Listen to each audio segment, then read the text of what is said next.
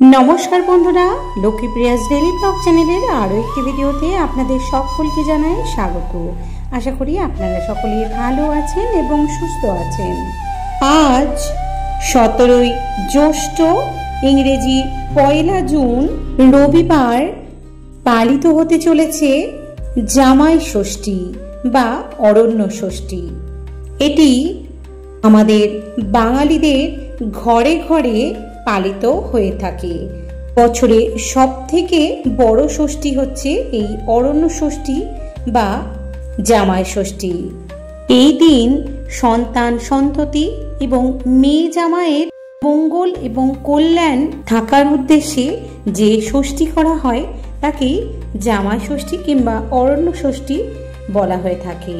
তো বন্ধুরা, এই জামাই ষষ্ঠী সম্পূর্ণ সময়সূচি এবং জামাই বরণের শুভ সময় সমস্ত কিছুই আপনারা পেয়ে যাবেন আমার চ্যানেলে। আমি জামাই ষষ্ঠীর পূর্ণাঙ্গ সময়সূচি সমস্ত কিছুই আমার চ্যানেলে রয়েছে, আপনারা দেখে নিতে পারবেন। আজ এই পবিত্র জামাই ষষ্ঠীর দিনে আমি এই ভিডিওর মাধ্যমে জামাই ষষ্ঠী বা অরণ্য ষষ্ঠীর ব্রত কথা পাঠ করে শোনাবো। তো বন্ধুরা, ভিডিওটি মনোযোগ সহকারে শুরু থেকে শেষ পর্যন্ত শ্রবণ করুন। আশা করি এই ভিডিও থেকে আপনারা সমৃদ্ধ হতে পারবেন এবং উপকৃত হতে পারবেন। এবং যারা জামাই ষষ্ঠীর ব্রত রাখছেন তারা অবশ্যই ব্রত কথাটি শ্রবণ করতে ভুলবেন না, এতে আপনার ব্রত সম্পূর্ণ হবে। আপনি যদি ব্রত কথা পাঠ করতে না পারেন অবশ্যই এটি মোবাইলে চালিয়ে শ্রবণ করতে পারেন, এতে পাঠ এবং শ্রবণে সমফল লাভ হয়। তো চলুন বন্ধুরা, দেরি না করে ব্রত কথা শ্রবণ করা যাক। ভিডিওটি শুরু করার আগে যারা চ্যানেলে নতুন রয়েছেন অবশ্যই চ্যানেলটি সাবস্ক্রাইব করে পাশে থাকা বেল বাটনটি ক্লিক করে অল নোটিফিকেশন অন করে রাখবেন। সেই সঙ্গে একটি লাইক করবেন এবং একটি শেয়ার করে দেবেন আপনার নিকটতম আত্মীয় স্বজন বন্ধু বান্ধব এবং গুরুজনদের মধ্যে, যাতে তারাও এই ভিডিওর মাধ্যমে উপকৃত হতে পারেন। আর অবশ্যই কমেন্টে জয় মা ষষ্ঠীর জয় কথাটি লিখতে একদমই ভুলবেন না। তো চলুন বন্ধুরা, ভিডিওটির মূল পর্বে যাওয়া যাক। জামাই ষষ্ঠী বা অরণ্য ষষ্ঠীর ব্রত কথা। ব্রত ফল। জ্যৈষ্ঠ মাসের শুক্লার ষষ্ঠীর দিন এই ব্রত পালন করিতে হয়। এই ব্রত পালন করেন সধবা এবং পুত্রবতীরা। এই ব্রত করিলে পুত্রকন্যার কল্যাণ সাধিত হইয়া থাকে, সংসারে তাহাদের দুঃখে কষ্ট থাকে না। ব্রত কথা। এক বামুনের 3টি ছেলে ছিল। 3টি ছেলের 3টি বউ। ছোট বউটির কিন্তু বড্ড নোলা। আজ দুধের সরটুকু খায়, কাল খাবারের গায়ের ছিনটুকু খায়, পরশু ঘিটুকু খায়। শাশুড়ি বললেন, বৌমারা এসব কি? বড় বউ মেজ বউ বলে, আমরা তার কি জানি। ছোট বউকে জিজ্ঞেস করতে সে বলে, খাবে আর কে? ওই পোড়ামুখী চুন্নি কালো বিড়ালি খেয়েছে। শাশুড়ি গজগজ করেন আর কালো বিড়ালিকে ঠ্যাঙান। কালো বিড়ালি ভাবে এত মন্দ নয়, দোষ করে একজন আর মার খায় আর একজন। এইভাবে দিন যায়। ছোট বউ চুরি করে খেয়ে কালো বিড়ালির ঘাড়ে দোষ চাপায়। বামুনের বউদের কারো কোনো ছেলে মেয়ে হয়নি। নাতনিদের মুখ দেখবার জন্যে শাশুড়ি আজ এ দেবতার কাছে কাল ও দেবতার কাছে মানত করেন। শেষে মাথা ঠোকার পর ছোট বউ পোয়াতি হলো। বামনির আর আহ্লাদ ধরে না। কালো বিড়ালি ছিল কিন্তু আবার মা ষষ্ঠীর বাহন। সেও তার উপর মিথ্যা অপবাদের প্রতিশোধ নেবার চেষ্টায় দিন গুনছিল। শাশুড়ির মহা ধুমধাম করে বউয়ের 5 মাসে দধি সন্দেশ, 7 মাসে ভাজা এবং 9 মাসে পঞ্চামৃত দিলেন। দেখতে দেখতে 10 মাস পূর্ণ হলো। ছোট বউ ঘর আলো করা এক ছেলে প্রসব করলে। বামুনের বাড়িতে ঘটা পড়ে গেল। ছেলে দেখে সকলেই খুশি হলেন। এদিকে হয়েছে কি, রাত্রে ছোট বউ ছেলে কোলে করে ঘুমিয়ে আছে আর কালো বিড়ালি ছেলেটিকে মুখে করে নিয়ে মা ষষ্ঠীর কাছে গেলেন। ষষ্ঠী দেবী বললেন, ওগো পোড়ার মুখী, করলি কি? কার বুকজোড়া ধন নিয়ে এলি? কালো বিড়ালি বললে, ছোট বউয়ের ছেলে গো, ও আমার নামে মিথ্যা অপবাদ দেয়, ওকে দোষ স্বীকার না করিয়ে আমি ছাড়ব না। মা ষষ্ঠী আর কি করেন, ছেলেটিকে নিয়ে লালন পালন করতে লাগলেন। সকালে উঠে বাড়ির লোক দেখে ছেলে নেই। খোঁজ খোঁজ খোঁজ, ছেলের খোঁজ পড়ে গেল। কোথাও ছেলেকে খুঁজে পাওয়া গেল না। ছোট বউয়ের কান্না দেখে দেখে কে আবার এর উপর পাড়ার লোক বলতে লাগলো, এই বউ বাবা মানুষ নয়, নইলে এমন চাঁদপানা ছেলে হলো, রাত যেতে না যেতেই ছেলে কোথায় যেন উধাও হয়ে গেল। এই রূপে 1 বছর কেটে গেল। ছোট বউ আবার পোয়াতি হলো। 10 মাস 10 দিনে ছোট বউয়ের প্রসব ব্যথা উঠল। ছোট বউ এবার কালো বিড়ালির ভয়ে লুকিয়ে ঘরের কানাচিতে আঁতর ঘর করে ছেলে প্রসব করলে। সকলে এসে দেখে কার্তিকের মতো একটি ছেলে হয়েছে। এদিকে কালো বিড়ালি খুঁজতে খুঁজতে ঘরের কানাতে এসে দেখে ছোট বউ তার ছেলেকে কোলে করে নিয়ে ঘুমিয়ে আছে। অমনি ছেলেকে মুখে করে ষষ্ঠী দেবীর কাছে রেখে এলো কালো বিড়ালি। সকালে এসে সকলেই দেখে বউয়ের ছেলে নেই। সকলেই বললে, ছোট বউ একটি রাক্ষসী। আবার 1 বছর কেটে গেল। ছোট বউ আবার পোয়াতি হলো। পাছে কালো বিড়ালি টের পায়, সেজন্য ছোট বউ এবার রান্নাঘরে চাঁদের মতো ছেলে প্রসব করলে।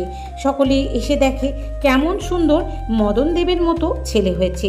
কালো বিড়ালি খুঁজে খুঁজে রান্নাঘরে এসে দেখে ছোট বউয়ের ছেলে কোলে করে ঘুমিয়ে আছে। আর অমনি ছো মেরে ছেলেকে মুখে করে নিয়ে চলে গেল কালো বিড়ালি ষষ্ঠী মায়ের কাছে। আবার আরও 1 বছর যেতে না যেতেই ছোট বউ আবার পোয়াতি হলে। 10 মাস 10 দিনে প্রসব ব্যথা উঠল। ছোট বউ ঘর দৌড় ছেড়ে গোয়ালে গিয়ে ছেলে প্রসব করলে। কালো বিড়ালি সব জায়গায় খুঁজে হয়রান, কোথাও ছোট বউয়ের সন্ধান পায় না। তারপর শুকতে শুকতে গোয়ালে এসে দেখে ছোট বউ ছেলে কোলে করে বসে আছে। ছোট বউয়ের জেদ, এবার সে আর ঘুমোবে না, দেখবে কেমন করে কালো বিড়ালি তার ছেলেকে চুরি করে নিয়ে যায়। এইভাবে অনেক রাত্রি কেটে গেল। কাঁচা পোয়াতি আর কতক্ষণই বা না ঘুমিয়ে থাকতে পারে। ছোট বউ যেই একটু চোখ বুঝেছে, অমনি কালো বিড়ালি ছেলেটিকে ছো মেরে মা ষষ্ঠীর কাছে রেখে এলো। দিন যায় রাত যায়, ছোট বউ আর পোয়াতি হলো। 10 মাস 10 দিনে ছোট বউ যখন প্রসব ব্যথা হলো, বাড়ি ছেড়ে পুকুর ধারে গিয়ে সুলক্ষণযুক্ত একটি ছেলে প্রসব করলে। কালো বিড়ালি খুঁজে খুঁজে পায় না। শেষে শুকে শুকে পুকুর ধারে এসে দেখে ছোট বউয়ের ছেলে কোলে ছোট বউ শুয়ে আছে। অমনি তাকে মুখে করে মা ষষ্ঠীর কাছে নিয়ে চলে গেলেন। বছর যেতে না যেতেই ছোট বউ আবার পোয়াতি হলো। 10 মাস 10 দিন প্রসব ব্যথা উঠলে পরে সে গ্রাম ছেড়ে নদীর ধারে গিয়ে ছেলে প্রসব করলে। কালো বিড়ালি তার ছাড়বার পাত্রী নয়। খুঁজতে খুঁজতে শুকতে শুকতে নদীর ধারে ছোট বউকে সে ঠিক খুঁজে বের করে নিল এবং সেই ছেলেটিকেও সে ছো মেরে মা ষষ্ঠীর কাছে রেখে এলেন। ছোট বউ প্রমাদ গুনলে সকলে বলতে লাগলো, ও বউ নিশ্চয় রাক্ষসী, ও বউ না। দিনের পর দিন চলে গেল। ছোট বউ আবার পোয়াতি হলো। পাড়ার লোক এবার বললে, কোথাও নিয়ে গিয়ে কাজ নেই, বট গাছে 7 বার সুতার পাক দিয়ে তার মধ্যে ছেলে প্রসব করো। এই প্রসব করলে কিন্তু এতে হবে কি? কালো বিড়ালি তখন আবার খুঁজতে খুঁজতে সে ছোট বউকে আর দেখতে পেলে না। এইদিকে 10 মাস 10 দিনে ছোট বউ ভগবতীর মতো এক সুলক্ষণাযুক্ত কন্যা প্রসব করলে। কিন্তু এতে হবে কি? কালো বিড়ালি যে মা ষষ্ঠীর বাহন, সে সব জানতে পারল। কালো বিড়ালি মা ষষ্ঠীকে স্মরণ করে সব কিছু জানতে পারলে ছোট বউ যেমনি এবার একটু অন্যমনস্ক হয়েছে, অমনি মেয়েটিকে মুখে করে মা ষষ্ঠীর কাছে রেখে এলো সেই কালো বিড়ালি। এদিকে ছোট বউ 7 বার পোয়াতি হলো, অথচ একটি ছেলে বা মেয়ে রাখতে পারলে না। এদিকে ছোট বউ সুখে দুঃখে ভেঙে পড়লে। বাড়িতে কেউ তাকে দেখতে পারে না। পাড়ার রাক্ষসী বলে তাকে সবাই গঞ্জনা দেয়, জায়েরা ঠাট্টা করে। ছোট বউ ক্ষোভে দুঃখে জঙ্গলে গিয়ে কাঁদতে লাগলো। তার কান্না দেখে মা ষষ্ঠী ঠাকুরানীর বড্ড দয়া হলো। তিনি ছোট বউয়ের কাছে এসে বললেন, দেখো বাছা, পরের নামে মিথ্যা অপবাদ দেবার দরুন তোমার এত দুঃখ। তুমি এক্ষুনি গিয়ে কালো বিড়ালির পায়ে ধরে ক্ষমা চাওগে, তবেই তোমার ছেলে মেয়েদের আবার পুনরায় ফিরে পাবে। ছোট বউ তো আর কি করে মা ষষ্ঠীকে চিনতে পারেনি। কেঁদে মায়ের পায়ে পড়ে বললেন, মাগো তুমি কে? তুমি কি সর্বজ্ঞ? তুমি কেমন করে এসব কথা জানলে মা? মা ষষ্ঠী বললেন, আমি মা ষষ্ঠী, কালো বিড়ালি আমার বাহন।